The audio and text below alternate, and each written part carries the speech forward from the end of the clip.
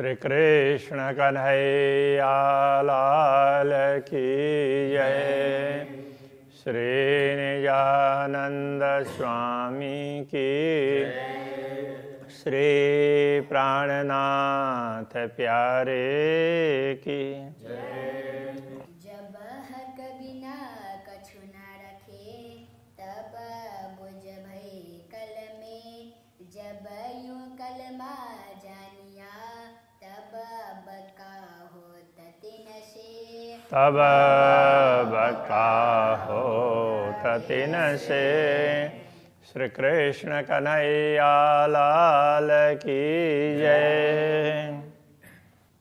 ब्रह्मात्माओं का रहन सहन किस प्रकार से होता है, ये प्रसंग बता रहे हैं। कतेब ग्रंथों में मोमिनों के विषय में कहा गया है, और अभी उस परंपरा के लोग तो जो भी दुनिया में दुष्ट कर्म करें उनको मोमिन समझते हैं। तो यथार्थ में प्राणनाथ जी समझाते हैं कि वो तो उत्तम प्रकार की आत्माएं होती है जो दुनिया में सबको मार्गदर्शन देती है, खराब नहीं करती। ये मोमिनों की शरीयत छोड़े ना हक को दम। तो ब्रह्मात्माओं के कर्म तो ऐसे ही होते हैं, वो एक दम का तात्पर्य एक श्वास, इतनी देर भी वो परमात्मा को नहीं भूलती है।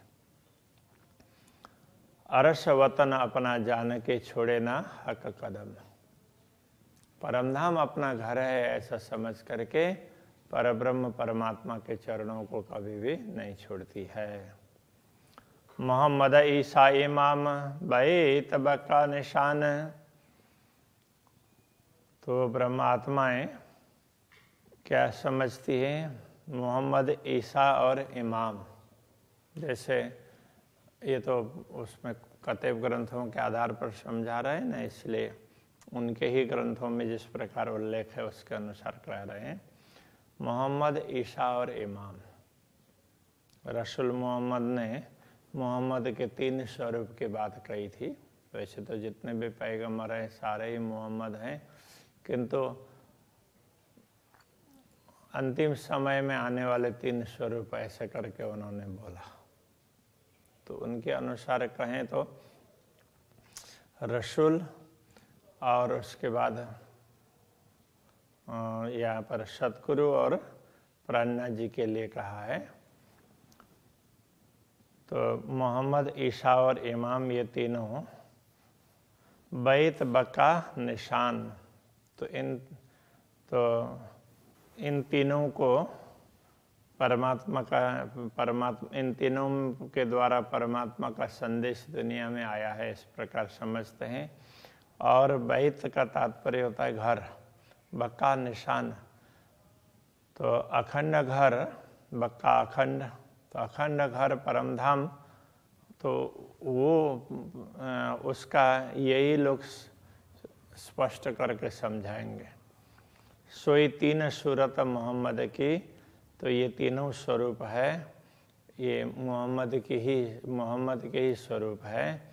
देखावे अरस रहमान।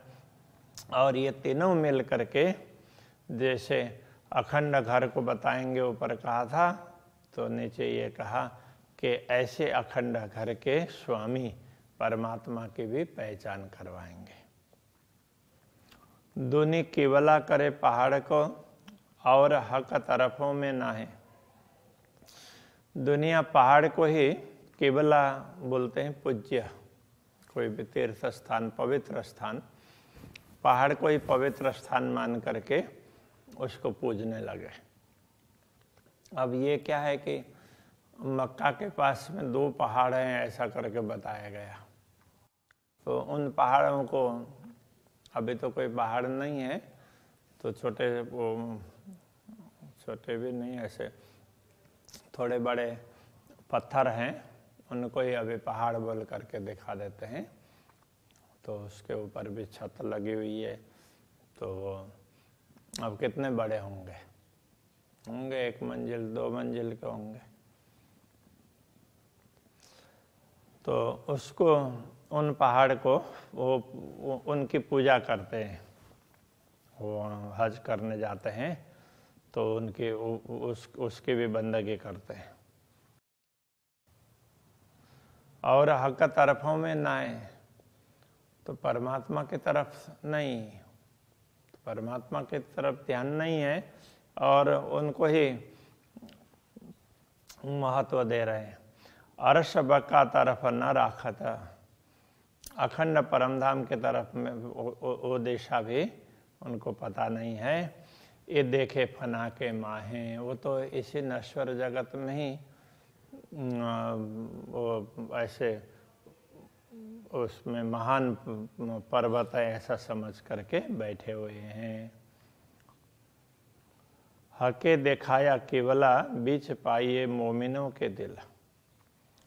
तो परमात्मा ने तो क्या दिखाया, पवित्र स्थान क्या दिखाया, तो वो ये समझाया कि परमात्मा ने तो जो पवित्र स्थान करके समझाया था, दुनिया में जो एक स्वरूप है जिन्होंने पहले आकर के कुछ ज्ञान दिया और दूसरे दो स्वरूप है वो साथ में ही आएंगे ऐसा कहा, तो वो पहाड़ की तरह से ऊंचे होंगे और सब लोग उनकी पूजा करेंगे, इसके हिसाब से ऐसा कहा गया था। तो यहाँ पर ये समझाया गया कि जो सद्गुरु श्री देवचंद्र जी महाराज और महामती श्री प्राणनाथ जी, तो ये दोनों स्वरूप के अंतर्गत पूर्ण ब्रह्म परमात्मा की शक्ति ने रह करके कार्य किया। तो दुनिया के लोगों को जैसे ही इनके विषय में पता चला और जब उनकी मुक्ति होगी तो मुक्ति स्थल में भी इनका स्मरण करेंगे, तो ये उनको पहाड़ के भांति ऊंचा समझ करके, तो महान समझ करके उनकी पूजा करेंगे, ये कहने का भाव था। तो ये दूसरी तरह से समझने लगे। तो वो तो बीच पाइए मोमिनों के दिल, ये सब तो ब्रह्मात्माओं के बीच में हैं। और यदि पवित्र समझना तो ब्रह्मात्माओं के दिल को समझ लो। ऊपर तले न दाएं बाएं सुरत हमेशा असल। तो ऊपर तले, ऊपर नीचे दाएं बाएं कहीं तो परमात्मा का स्वरूप तो नहीं दिखाई दे रहा है, तो वो हमेशा असली स्वरूप है, वो असल सूरत है, वो तो ब्रह्मात्माओं के हृदय में अंकित है परमात्मा का। मजाजी और हकीकी दिल कहे भांत दोए। और वहाँ पर दिल की बात भी दो प्रकार से बताई है। एक तो मजाजी, दिल मजाजी, जिनका दिल झूठा, मतलब झूठी वस्तुओं के प्रति आकृष्ट होने वाला, झूठी वस्तु को महत्व देने वाला, तो मजाजी दिल है। और दूसरा दिल है वो हकीकी, सत्य को धारण करने वाला। दिल कहे भांत दो, इस प्रकार दो प्रकार के दिल की बात कही गई है। ए बेवरा हकी सूरत बिना कर न सके दूजा कोई। ये बेवरा तो परमात्मा के स्वरूप के बिना, तो परमात्मा की शक्ति जिनके अंदर है, तो सद्गुरु अथवा प्राणनाथ जी के अंदर वो शक्ति है, तो उनके बिना इस बात को कोई स्पष्ट नहीं कर सकता। तो प्राणनाथ जी भी ये कहना चाह रहे हैं कि ये शक्ति है, ये तो सद्गुरु के अंदर है, वो अभी मेरे हृदय में बैठ करके ये स्पष्ट करवा रहे हैं, ये कहना चाह रहे हैं। इतही रोजा इत बंदगी इतही जगात जारत। तो इसी बात पर परमात्मा के प्रति समर्पित होना, परमात्मा को जानना समझना और परमात्मा का स्मरण करना, इस रोज वास्तव में रोजा भी तो यही है। रोजा कहने का तात्पर्य व्रत अथवा नियम, उसके लिए रोजा कहते हैं। और इत बंदगी, इन्हीं परमात्मा के प्रति बंदगी, उनकी ही उपासना।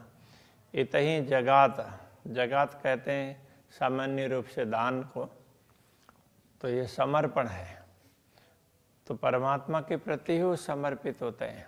और जारत का तात्पर्य जियारत, तीर्थों का दर्शन करना, तीर्थ यात्रा। तो वो भी तीर्थ, ये सब परमात्मा के प्रति है। तो ब्रह्मात्मा अपने हृदय में पूर्ण ब्रह्म परमात्मा के स्वरूप को बैठाती है, तो उनके हृदय को ही पूज्य स्थल समझना चाहिए। तो ऐसे आत्माओं का दर्शन हो, ऐसे आत्माओं के प्रति समर्पित होना, जो पूर्ण ब्रह्म परमात्मा के प्रति समर्पित हैं, तो जिनको परमात्मा की पहचान नहीं है उनको तो ये करना चाहिए। बाकी जिनको पहचान है वो परमात्मा को जानना, पहचानना, उनका वही व्रत होता है, उनकी वही उपासना होती है, परमात्मा का स्मरण, और उनके प्रति वो हमेशा समर्पित रहते हैं। और तो वो चलते फिरते भी दुनिया में प्रदक्षिणा भी चलते फिरते हैं तो भी परमात्मा साथ में इस प्रकार का भाव रखते हैं। साथ हकी सूरत के मोमिनो सब न्यामत, तो हकी सूरत के साथ में परमात्मा है तो वो इस स्वरूप के साथ में है, तो इनके माध्यम से दुनिया का कार्य करवा रहे हैं। इसलिए मोमिनो सब नियामत, ब्रह्मात्माओं के नियामत है वो यही है। नियामत का अर्थ होता है संपदा। मोमिन हक बिना न देखे ए मोमिनो ताम, ताम का अर्थ होता है आहार।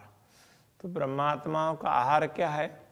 बस वो परमात्मा का दर्शन करे, उसी से उत्तृप्त हो जाती है, तो वो उनका आहार है।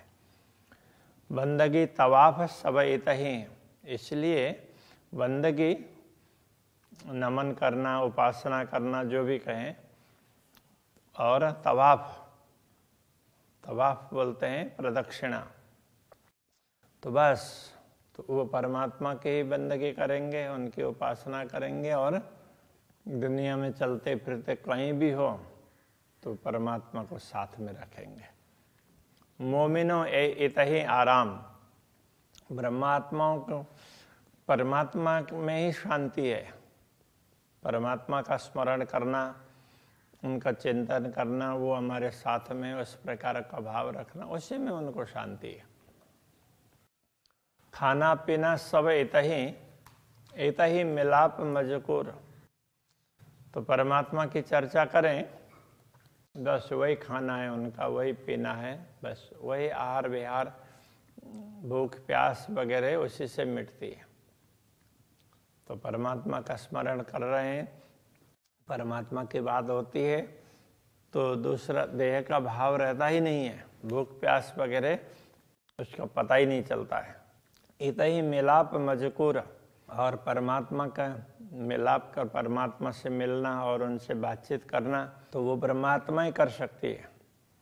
इतही पूर्ण दोस्ती, इन्हीं परमात्मा के प्रति उनकी पूरी दोस्ती होगी। इतही वर्षतः का नूर, तो यही उनको ये लगता है कि वो चलते फिरते कहीं भी पूर्ण ब्रह्म परमात्मा की ही कृपा बरस रही है, सब कुछ उनको परमात्मा ही मय दिखाई देता है। स्वरूप ग्रही हक का, अपने रूह के अंदर परमात्मा के स्वरूप को अपने आत्मा के अंदर बैठा लेती है। कहने का तात्पर्य अपने हृदय में बैठाती है। पूर्ण स्वरूप दिलाया तब दो उठे बराबर, इस प्रकार पूर्ण ब्रह्म परमात्मा का स्वरूप हृदय में अंकित हो जाता है, तो दोनों का तात्पर्य, दोनों उठते हैं का मतलब जागृत होते हैं बराबर एक साथ में। तो ये आत्मा जागृत होगी सुरता, और परात्मा तो वो भी अपने स्थान में जागृत हो जाएगी। इस प्रकार से आत्मा जागृत होती है। ए शरीयत अपनी मोमिनो, हे ब्रह्मात्माओं, यदि तुम अपना कर्म समझते हो तो ये तुम्हारा कर्म है, इसको अपना कर्म समझ करके करो, और है हकीकत, और यही यथार्थ बात है। क्यों न विचार के ले वही हक आदि बैठे तखत, तुम ऐसा विचार क्यों नहीं करते हो? तुम्हारे सम्मुख ही पूर्ण ब्रह्म परमात्मा सिंहासन में बैठे हुए हैं। दूसरी बात, तुम्हारे हृदय में पूर्ण ब्रह्म परमात्मा सिंहासन में बैठे हुए हैं, तुम्हारे हृदय रूपी सिंहासन में उनका स्वरूप अंकित है, उसको तुम समझ लो। जो कदी दिल में हक लिया कछु लिया न प्रेम मजकूर। यदि कोई ये समझ लें कि मैंने तो एक बार दिल में परमात्मा को बैठा लिया, किंतु कभी उनके साथ में प्रेम से बात नहीं की, केवल औपचारिकताएं मान ली, परमात्मा दिल में है, बाकी दिल में है तो उनसे बातचीत होनी चाहिए, उनसे हम अलग हैं इस प्रकार का भाव भी नहीं होना चाहिए। क्यों कहिए ताले मोमिन जाको लिखा बुलंदी नूर। तो परमात्माओं के भाग्य के विषय में क्या कहें, तो जिनके लिए ये लिखा गया है कि उनका भाग्य तो बहुत ऊंचा है, बुलंदी नूर, ऊंचा से भी ऊंचा, ऐसे दिव्य परमधाम का भाग्य है। उनके विषय में तो दिव्य परमधाम, उनके भाग्य में तो परमधाम है, तो इसलिए उनके विषय में क्या कहे। ये हकीकत मोमिनो और ले न सके कोई, ये यथार्थता, ये यथार्थ बात है, किंतु दूसरे लोग इस बात को समझ नहीं सकते।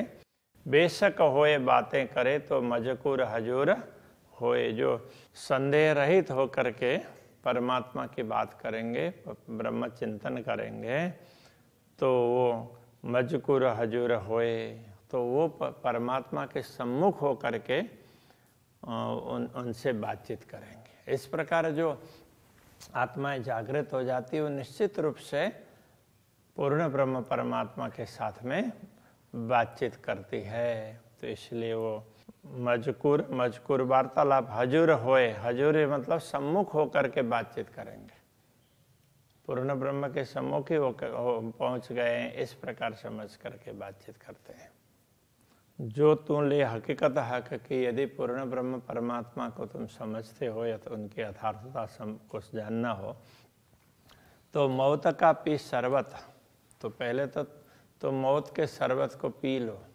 मौत का शरबत कहने का तात्पर्य यहाँ हम शरीर को लेकर के स्वयं समझे हुए हैं, तो इस देहाभिमान को अथवा देहात्म बुद्धि को पहले मिटा दो। मुए पीछे हो मुकाबिल, इस प्रकार मरने के बाद में तुम मुकाबिल होना मतलब सम्मुख होना, प्रत्यक्ष रूप में तुम परमात्मा का अनुभव कर पाओगे।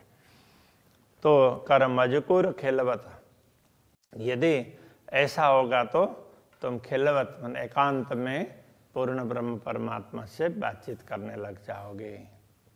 जोलों जाहिरी अंग ना मरे, जब तक बाह्य अंग नहीं मरते हैं, का मतलब शरीर को लेकर के हम समझते हैं तो ये बाह्य दिखावा, देहाभिमान अथवा देहात्म बुद्धि जब तक नहीं मिटती है, तोलों जागे न रूह के अंगम, तब तक आत्मा जागृत नहीं होगी।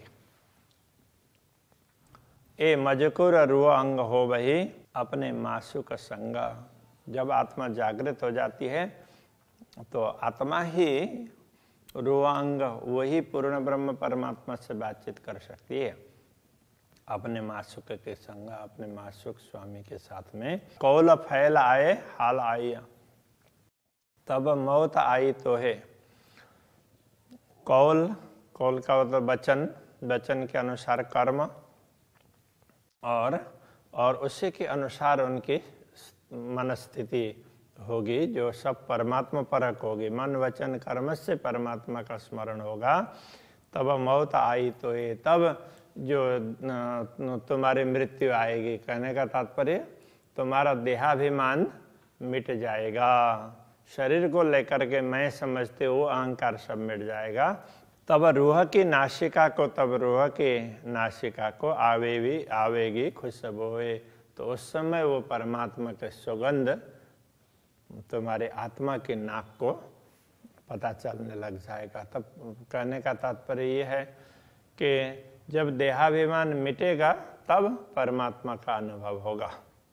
रूह नयनों दीदार कर, रूह जुआ हकसों बोल, इसलिए आत्मा की आंखों से देखो और आत्मा की रसना से बातचीत करो, मतलब आत्मा से सब कुछ करो। रूह कानों हक बातें सुनो, आत्मा से परमात्मा की बातें सुन करके आत्मा के कान से यही पटरुआ का खोला। इस प्रकार आत्मा के ऊपर जो आवरण लगा हुआ है अज्ञान का, उसको खोल करके, उसको दूर करके आत्मा से अनुभव करो। आत्मा की आंखों से देखना, आत्मा के कानों से सुनना और आत्मा की वाणी से, जिह्वा से बोलना, ये समझाना चाह रहे हैं। श्री कृष्ण कन्हैया लाल की जय। यही पटरुआ का खोला, रूह नैनो दीदार कर,